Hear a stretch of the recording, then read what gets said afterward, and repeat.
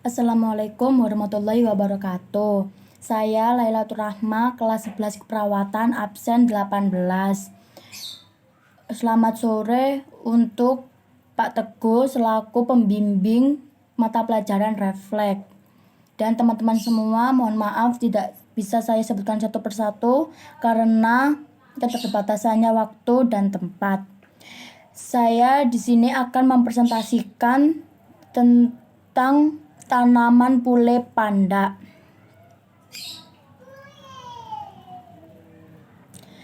Yang pertama, nama daerah: Indonesia pule panda, Jawa pulai panda, Sumatera akar tikus. Nama asingnya Cina Yintuluofumu, India Chandrika Kotachan Darpangan Pagal Kidawa Sapangada. Inggrisnya Sharon Wood Serpentina Sensrod. Malaysianya akar tikus. Deskripsi tanaman.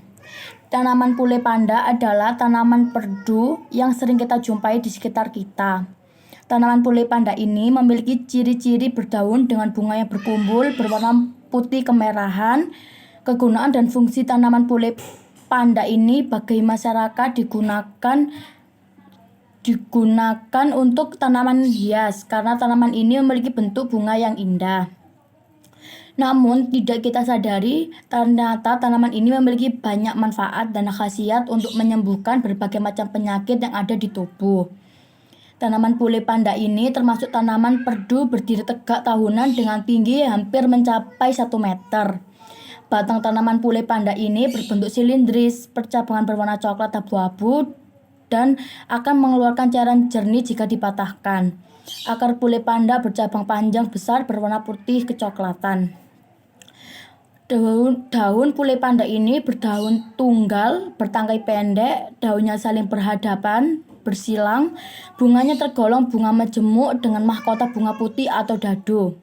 Berkumpul berbentuk payung keluar dari ketiak daun atau ujung percabangan. Buah tanaman pule panda ini merupakan buah batu berbiji 2 yang menonjol.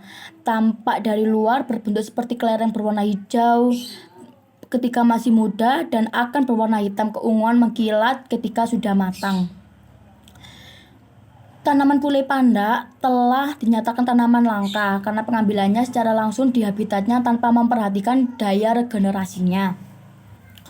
Nama Simplicia Rauvolvae serpentinae radix. Habitatnya pule panda banyak tumbuh liar di hutan, kebun, dan daerah terbuka dengan ketinggian 1200 mdpl dengan tipe iklim C menurut Sigmund Ferguson. Di Indonesia, pule panda banyak tumbuh di kawasan hutan jati yang gersang dan kerap juga dijumpai di pekarangan rumah sebagai tanaman hias. Kandungan kimianya: pule panda mengandung 3 grup alkaloid yaitu alkalin kuat, sepertine dan saparngine, grup 2 yohimbine dan terapiline, dan alkalin lemah reserpine, desripine, dan kaneskine.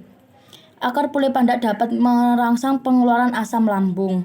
Efek farmakologisnya: akar pule panda berasa pahit dan sedikit beracun. Secara tradisional, akar pule panda digunakan untuk menurunkan tekanan darah, melancarkan sirkulasi darah, menghilangkan sakit, menurunkan demam, anti radang kantung empedu, dan penenang.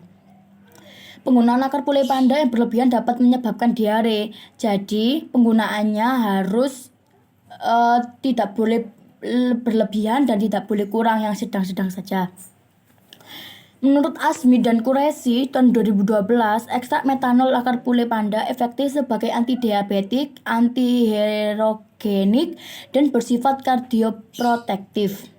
Dan menurut Anis Zaman 2007, jus daun segar pule panda digunakan secara tradisional oleh penduduk lokal Madhupur, Tangali, Bangladesh untuk menyembuhkan peradangan pada mata. Yang terakhir, kegunaan ramuan herbal secara empiris. Yang pertama, untuk tekanan darah tinggi atau hipertensi. Bahannya akar pule panda sebanyak 500 gram dan 3 gelas air. Cara pembuatannya: direbus dengan 3 gelas air bersih hingga mendidih dan disaring. Cara penggunaannya, minumlah ramuan ini pada pagi dan sore hari, masing-masing 1 gelas. Yang kedua ada untuk pengobatan influenza. Bahannya, daun pule pandak segar sebanyak 25 gram. Cara pembuatannya, dicuci lalu direbus dengan 3 gelas air sampai tersisa 1 gelas air. Cara penggunaannya, setelah dingin disaring minum sekaligus. Yang ketiga, digigit ular dan memar. Bahannya, daun pule pandak segar. Cara pembuatannya, dicuci bersih lalu digiling halus. Cara penggunaannya, bubuhkan pada tempat yang sakit lalu dibalut, ganti balutan 2 kali sehari untuk menghindari infeksi dan bau busuk. Yang keempat, yang terakhir, untuk pengobatan luka berdarah. Bahannya, daun muda pule pundak segar secukupnya. Cara pembuatannya, dicuci bersih lalu digiling halus, dan cara penggunaannya, bubuhkan pada luka lalu dibalut seperti pengobatan pada digigit ular atau memar. Sekian dari presentasi saya. Mohon maaf apabila masih ada kurang-kurang kata dan tidak bagus dalam mempresentasikan. Mohon maaf. Wassalamualaikum warahmatullahi wabarakatuh.